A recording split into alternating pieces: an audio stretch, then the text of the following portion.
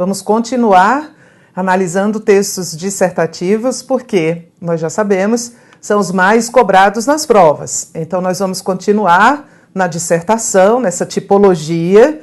Já vimos o que é, já vimos como pode ser, o objetivo de discorrer sobre um tema, pode discorrer informativa ou expositivamente, ou pode discorrer de maneira argumentativa.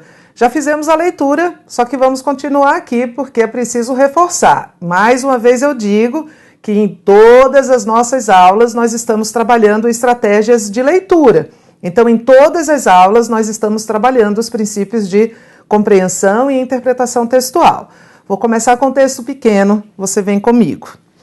O texto é de Domenico De Masi, tá errado o nome dele aqui. Domenico De Masi. O ócio criativo, é um filósofo italiano, e o título é Trabalhador não é máquina. A vida de um desempregado é horrível, porque na nossa sociedade tudo depende do trabalho. Aí ele vai explicar o que é esse tudo. Salário, contatos profissionais, prestígio e, quando se é católico, até o resgate do pecado original e o bilhete de ingresso para o paraíso. Portanto, se falta o trabalho, falta tudo.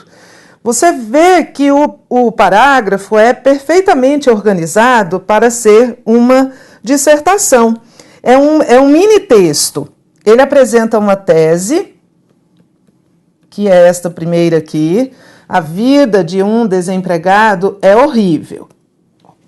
Isso aqui é a tese do texto. A vida de um desempregado é horrível. Depois de apresentar a tese, ele vai apresentar o argumento. O argumento é o que vem depois. Eu circulei aqui esse porquê, porque ele já é um marcador de argumentação. Então, a gente vai aqui, ó, e eu vou encontrar aqui o argumento, porque na nossa sociedade tudo depende do salário. E aí ele vai desenvolver esse argumento, apresentando que tudo é esse. E depois ele vai concluir. Esse portanto aqui é um marcador de conclusão. Então é como se esse parágrafo fosse uma mini dissertação completinha. Porque tem, a última coisa que tem é a conclusão. Portanto, se falta trabalho, falta tudo. Então, nós temos as três partes essenciais de uma dissertação. Uma tese, um argumento e uma conclusão. Não é uma dissertação completa, evidentemente é um parágrafo desse texto e o texto é muito maior.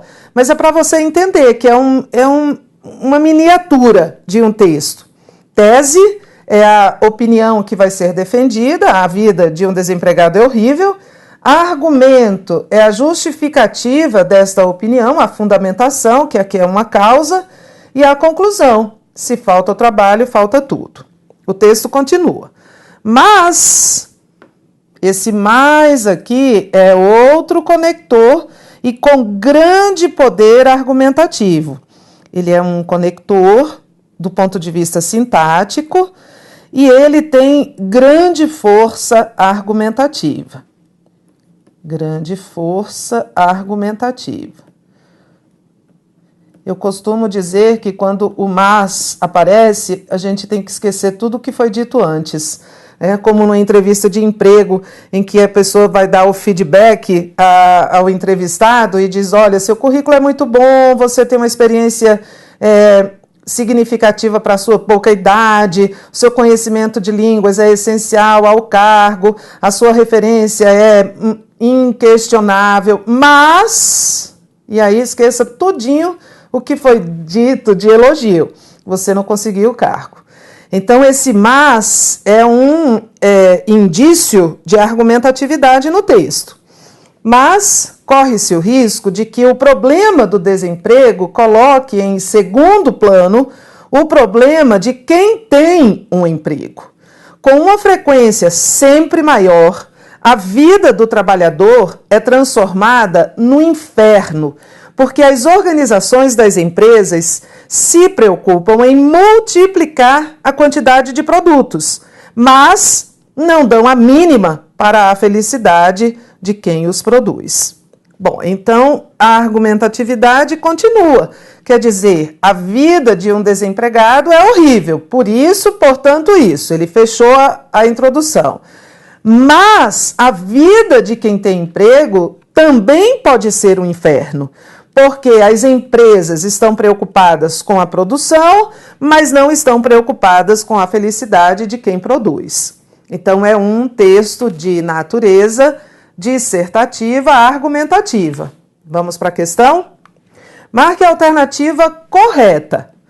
Pode-se afirmar que se trata de texto narrativo com ausência de temporalidade. Não há texto narrativo com ausência de temporalidade. Toda narração pressupõe a presença de um tempo, uma linha temporal em movimento. B. Trata-se de texto argumentativo, ok, porque existe a presença de operadores argumentativos, certo? Esses operadores argumentativos são principalmente os conectivos que foram usados, sobretudo o porquê, que introduz causa, o portanto, que introduz conclusão. Muitas vezes são advérbios que apresentam juízo de valor, assim, lamentavelmente, a vida do trabalhador é horrível. Esse lamentavelmente é um advérbio e é um conector, um operador argumentativo. Adjetivos, que também indicam uma opinião, podem indicar opinião, mas principalmente os conectores, como eu marquei lá no texto. Então, já é essa a nossa alternativa. Não existe um encadeamento de ideias, errado, existe perfeito nesse texto. Quanto à tipologia, o texto é descritivo, não. Um texto descritivo vai descrever um objeto, né? Um objeto concreto, pode ser coisa, pessoa, cenário. Quando se trata, não se trata de texto argumentativo. Já marquei errado, né? Porque esse item aqui está contradizendo, o item E está contradizendo o B, porque não há evidência de palavras que nomeiam ideias e conceitos. Não, tá aqui. Alternativa A. Alternativa B é uma argumentação e esses marcadores ou operadores argumentativos são os conectivos que foram sublinhados no texto. Tereza, vamos falar mais sobre tese, argumento e conclusão? Vamos. É assim, ó. Para falar sobre um assunto, você deve delimitá-lo. A delimitação do assunto é o tema. Então, o assunto é amplo, violência é um assunto. O tema é restrito, a violência contra a mulher na sociedade brasileira. Aí eu restringi, tá? É uma organização, ó, do mais para o menos. Aí, a partir deste tema, você elege uma tese. A tese é um ponto de vista sobre o tema, é uma opinião. Mas não é uma opinião qualquer, né? É uma opinião fundamentada.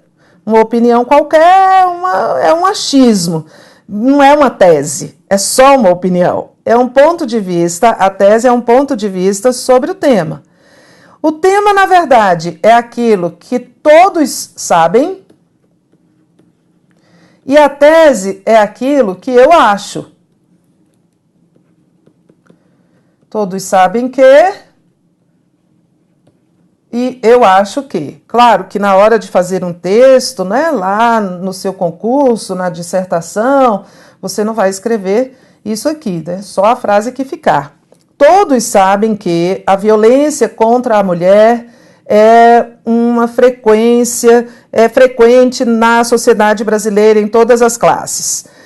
Eu acho que... E aí eu tiro eu acho que, não vou escrever isso, tá, gente? Eu acho que essa violência é provocada por fatores culturais e poderá ser minimizada apenas no longo prazo.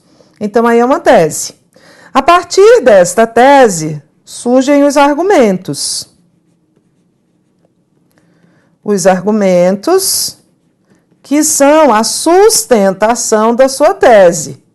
É a fundamentação da tese. Você está vendo que está vindo do mais amplo para o mais específico? Os argumentos são a fundamentação da tese. Podem ser relações de causa e de efeito, podem ser comparações, podem ser conceitos, podem ser citações de autoridades. Aí, depois desses argumentos, vem a conclusão, que, na verdade, é uma paráfrase da tese, né? É a mesma tese, só que escrita em outras palavras. Isso é paráfrase. Para é parecido. Então, paráfrase é uma frase parecida com outra. É a paráfrase da tese. São esses os elementos da dissertação argumentativa. A dissertação expositiva não vai ter tese. A dissertação expositiva só vai ter informação. Isso aqui é a estrutura da dissertação argumentativa. Quando você escreve, você tem de estar preocupado com esta sequência. Qual é o assunto? Qual é o tema, que é a delimitação do assunto? Que tese eu tenho a respeito, ou eu não tenho, eu vou defender, mesmo que não seja minha, sobre esse tema? Que argumentos eu posso usar para fundamentar a minha tese? E como é que eu posso reforçar essa tese na minha conclusão? É isso. Entendemos?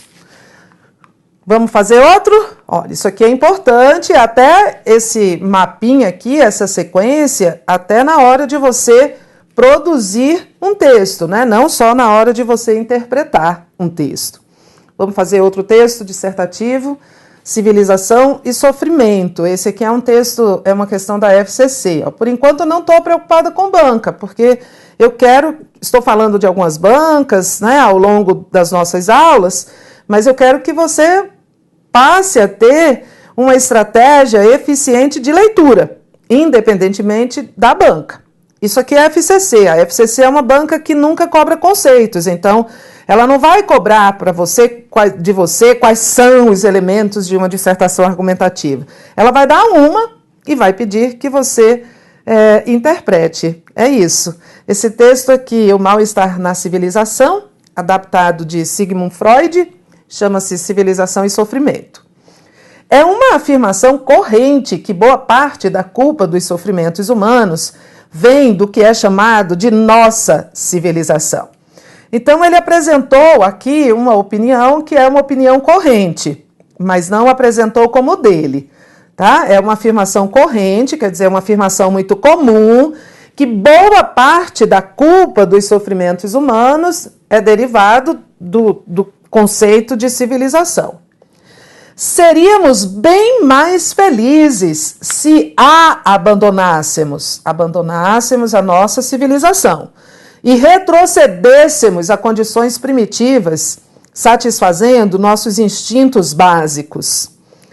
Tal asserção me parece espantosa. Opa, então ele vai refutar isso aqui. É uma maneira de você argumentar, é contra-argumentar. Então ele apresentou nos 2 primeiros parágrafos um argumento de terceiras pessoas, não é o argumento dele. Ele apresentou um argumento, ideia de terceiros, de que nós seríamos felizes se abandonássemos a civilização, porque a culpa de todo o sofrimento humano é da civilização. E aqui ele vai refutar o contra-argumento.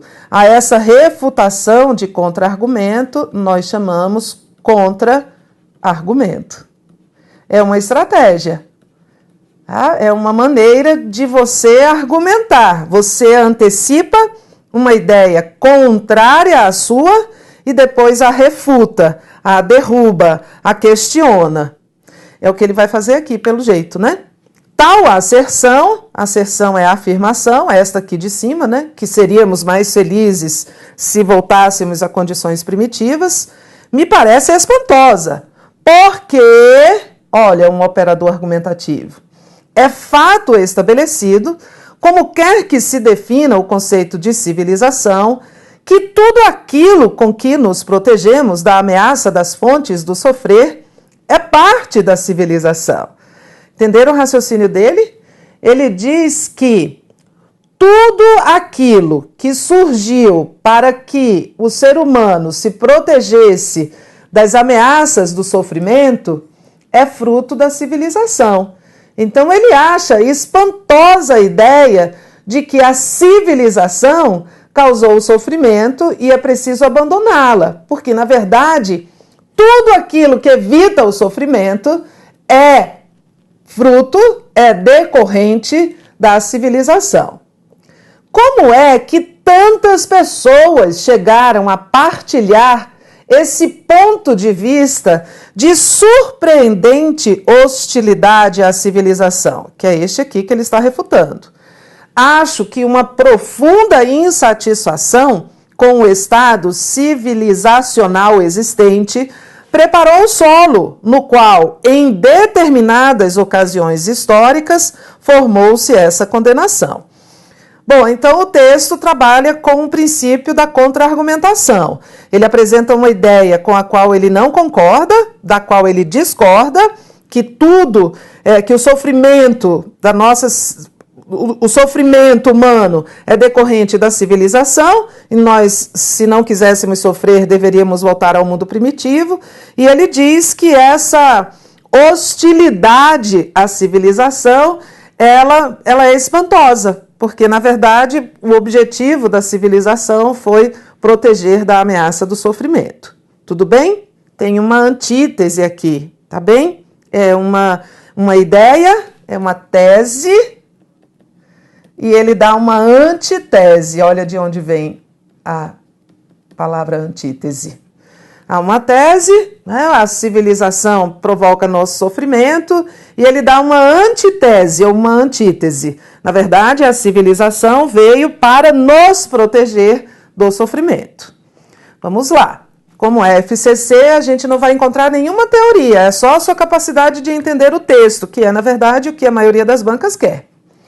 Explora-se no texto uma flagrante contradição, expressa formalmente no seguinte enunciado: muitas pessoas revelam uma posição inteiramente hostil aos princípios da civilização. Bom, isso é verdadeiro, mas isso não é uma contradição. Cadê a contradição? Cadê o contraditório aqui? Não existe. Destinada a nos proteger dos sofrimentos, a civilização é, por vezes, inculpada do nosso sofrer. Aqui é uma contradição. Inculpada significa que é atribuída a ela a culpa. Não é isso que ele está dizendo? Então eu tenho uma contradição. A civilização nos protege dos sofrimentos, mas muitos atribuem a ela a causa do nosso sofrimento. Já essa é a nossa resposta. C. Em determinadas situações históricas, há quem se insurja contra o estado civilizacional. Não que aqui também não há contradição. Eu estou atrás de pares de opostos. Aqui, ó. Proteger e culpada. Acredita-se que a satisfação dos instintos primitivos nos tornaria mais felizes. Também não é uma contradição em si mesma. Para muitos, o retorno a condições mais primitivas seria preferível ao estágio atual da civilização. Também não há nenhuma ideia contraposta a ela. Ficamos na alternativa B mesmo. Próximo texto, esse do CESP, de certo ou errado, retirado do livro do Mikhail Bakhtin, A Cultura Popular na Idade Média e o Renascimento. É um texto bem curtinho, o que não significa que o examinador não possa elaborá-lo, né, trabalhá-lo, fazer as questões sobre ele de forma a complicá-lo. O texto diz assim: o riso é tão universal como a seriedade. Ele abarca a totalidade do universo, toda a sociedade, a história, a concepção de mundo. É uma verdade, tudo está falando do riso, é uma verdade que se diz sobre o mundo, que se estende a todas as coisas e a qual nada escapa. é uma verdade que se diz, é uma verdade que se estende, quem diz é a verdade, quem se estende é a verdade, e a qual nada escapa à verdade. E essa verdade é o riso. Então, estamos vendo o tecido do texto, né? Como ele está sendo conectado. É, de alguma maneira, novamente o riso, o aspecto festivo do mundo inteiro, em todos os seus níveis. Uma espécie de segunda revelação do mundo. Bom, o texto é uma análise bem argumentativa, né, bem opinativa sobre o riso. É o tema do texto, o riso. Vamos lá. Tereza, mas eu acho que eu não entendi tudo. Mas às vezes a gente se concentra no que a gente não entendeu e é muito ruim. Você tende a se concentrar no que você entendeu. Você entendeu que ele está falando do riso o tempo inteiro, falando da universalidade do riso, da verdade do riso e da festividade do riso. Pronto, basta. Primeira questão. Na linha 1, o elemento ele tem como referente textual o riso. Ok, ele abarca, o riso abarca. Na linha 4, a oração que se estende a todas as coisas é empregada com referência ao mundo. Não, eu até puxei a setinha aqui. Ó. Quem se estende a todas as coisas é empregado à verdade, que por sua vez faz referência ao riso e não ao mundo. Infere-se das ideias do texto que seu autor considera o riso algo universal. Ok, porque ele diz que ele é universal. Por abranger todas as coisas e pessoas. Ok, porque ele diz que se estende a todas as coisas, a toda a sociedade. A sociedade são as pessoas. E o aspecto festivo do mundo todo. E o aspecto festivo do mundo inteiro. Ele disse aqui. É textual, tá certo. Mas, Tereza, ele disse, infere-se das ideias do texto que... mas a gente já falou que isso aqui a gente não vai levar muito em consideração. Mesmo que ele diga que é uma inferência e a rigor não seja, né, porque está muito claramente colocado na superfície do texto, esse item, a gente vai marcar certo. O importante essa afirmação é validada no texto? Sim, então tá certa. Embora o texto seja essencialmente argumentativo, seu autor se vale de estruturas narrativas para reforçar suas opiniões. Não há nenhuma narratividade no texto. Para ver narratividade no texto, eu preciso da presença do tempo, né? Ou melhor, da progressão do tempo. Ele poderia até ter feito isso, trabalhando, por exemplo, como o riso era visto na Idade Média e depois como o riso passou a ser visto no Renascimento, no mundo contemporâneo. Se ele tivesse buscado essa linha temporal, o texto teria uma marca de narratividade. Mas se não há essa referência, nem essa progressão temporal, eu não posso falar de estrutura narrativa. Questão 5, para fechar o texto. Apesar do mesmo grau de universalidade atribuído pelo autor do texto ao riso e à seriedade, vamos já voltar? O riso é tão universal como a seriedade. Então, é o mesmo grau, não é? Um grau comparativo de igualdade. Tão universal como a seriedade. Tem o mesmo grau. Se o trecho, o riso é tão universal como a seriedade, fosse reescrito como a seriedade é tão universal quanto o riso, as estruturas sintáticas e argumentativas do texto seriam prejudicadas. Vamos continuar a ler, porque o texto é um todo, então não é só essa parte.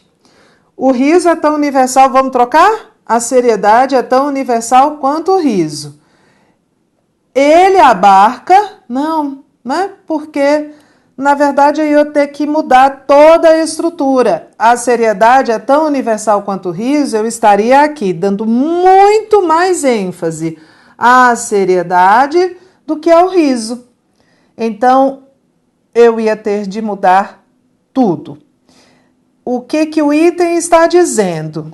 Que, apesar de terem o mesmo grau de universalidade, Se o trecho fosse reescrito, as estruturas sintáticas e argumentativas do texto seriam prejudicadas. Seriam, né? Porque não é só esse trechinho.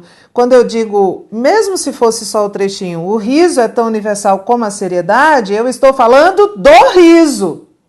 A seriedade é só um apoio. E se eu disser a seriedade é tão universal como o riso, eu estarei falando da seriedade, que é o meu sujeito da oração principal. E aí eu vou mudar a ênfase, vou mudar tudo. Então, como ele diz que haveria prejuízo das estruturas sintáticas e argumentativas, que é o próprio tema do texto, o item está certinho. Certo? Vamos para a próxima. Mais um para a gente concluir esse módulo de argumentação. Esse texto chama-se Identidades Vazias, estou sempre lendo a fonte antes, e foi escrito pelo Slavoj Žižek. Ele é um filósofo contemporâneo, estou dizendo que eu conheço, né, mas assim, só a título de curiosidade, e da antiga Iugoslávia, e é um dos últimos filósofos marxistas da nossa história contemporânea. E ele diz assim: a inércia da vida real desaparece magicamente na navegação pelo cyberespaço, desprovida, a navegação, de fricção. No mercado atual, encontramos uma série de produtos privados de suas propriedades malignas. Café sem cafeína, creme sem gordura, cerveja sem álcool, cyberespaço. Então já começo a entender que ele está falando do cyberespaço, desse espaço virtual, do mundo nas redes. Tudo bem? E neste espaço social não há inércia, porque a navegação nessa net é desprovida de fricção. E se não há fricção, não há inércia, há uma fluição contínua. E aí ele faz uma comparação. No cyberespaço, há uma série de produtos privados de suas propriedades malignas. Vamos ver que produtos são esses. A realidade virtual é o cyberespaço, simplesmente generaliza esse procedimento. Cria uma realidade privada de substância. Da mesma maneira que o café descafeinado tem cheiro e gosto semelhantes aos do café, sem ser café, minha persona na rede é sempre um eu descafeinado. Opa, esse produto do qual se retiram as propriedades malignas no cyberespaço, na realidade virtual, é o próprio homem, né? É o próprio eu. O que ele está dizendo? Que no cyberespaço, ou na realidade virtual, as pessoas têm um eu descafeinado. As pessoas, nessa realidade virtual, têm um eu descafeinado. É uma metáfora. Descafeinado. É um eu privado de suas propriedades malignas. É um eu que parece, mas não é. Ou seja, as pessoas nas redes abandonam os seus aspectos negativos, abandonam aquilo que é maligno, abandonam e elas se descafeinam. É como retirar o creme da gordura. A gordura fica com só o que há de bom. Até aí é isso que ele está dizendo, por meio dessa metáfora do eu descafeinado. Por outro lado, existe também o excesso oposto ao eu descafeinado. E muito mais perturbador, o excedente de minha persona virtual com relação ao meu eu real. Então surgiu um dado novo. Na realidade virtual, as pessoas criam um eu descafeinado, ou, que é o excesso oposto, muito mais perturbador, elas criam um eu excedente. O eu excedente é o eu que se excede, é o eu ao contrário, né? Porque ele está dizendo que isso aqui são diferentes. O eu descafeinado é aquela pessoa que na rede, na realidade virtual, tira o seu lado negativo, tira o seu lado ruim. É só coisa perfeita. E o outro oposto é aquele que o eu excede, digamos que seria um eu hipercafeinado. Mas vamos ver, porque ele vai explicar. Nossa identidade social, a pessoa que presumimos ser em nosso intercurso social, já é uma máscara. Já envolve a repressão de nossos impulsos inadmissíveis.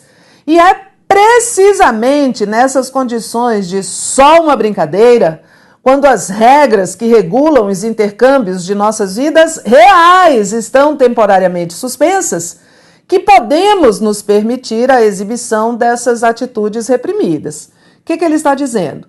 Que no mundo real nós usamos máscaras porque somos reprimidos, os nossos impulsos são reprimidos.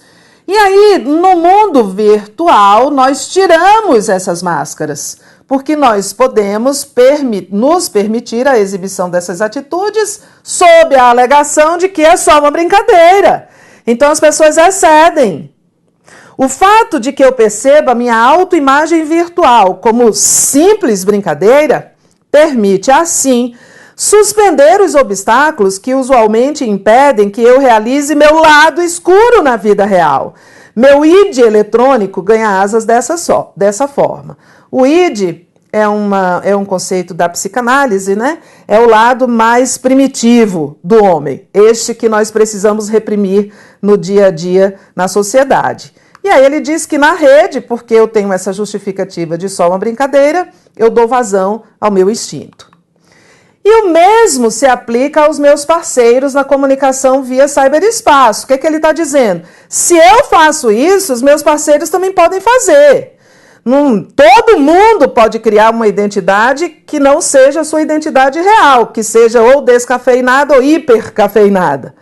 Não há como ter certeza de quem sejam os parceiros, de que sejam realmente como se descrevem, ou de saber se existe uma pessoa real por trás da persona online.